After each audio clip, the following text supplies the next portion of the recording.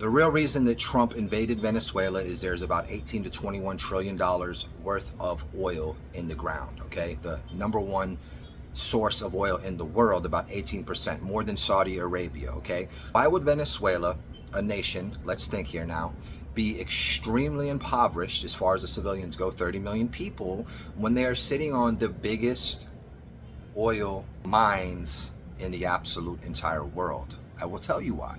It's called engineered suppression, okay, for the purpose of extraction and deriving value. You could call it extortion, okay? You can see this in Africa with gold and diamonds. You could see this in India when Great Britain, through trade, which funded the Industrial Revolution. You could see this in Afghanistan when they said weapons of mass destruction. A few $1 trillion of profit later. It was never about that. So what they do is they push a narrative, and it's not about America, Venezuela. It's about a group of people that are international. They're not allegiant to a certain location, and they are about colonizing, and they are about imperialism, okay?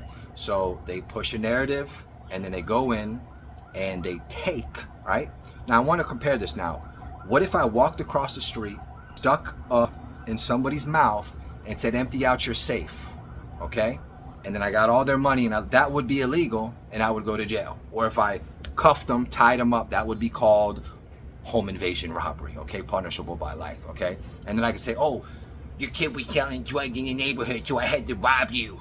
You gotta just, guys, you gotta, I mock it because the level of stupidity that people have in the first world, sophisticated, educated people, we've all been duped. The moral of the story is this: there is them, very small group of people, and us. Everything that you see on your phone is always a lie. Not some. Everything you always see pushed through major corporations and big influencers and people with massive networks is always to engineer perception, okay? What we just witnessed is completely immoral, unethical, and illegal that none of us can do, but these people can do it. And Trump's just taking orders. He's not running anything. He does what he's told to do, okay? Do you understand that? Okay? He takes orders. Netanyahu was just with him 3 days ago, okay, for the new year. So do a little research. Stop believing all the BS. Stop parrot preaching and understand. Look at the patterns and look at the data, and you cannot go wrong. Don't listen to what people say.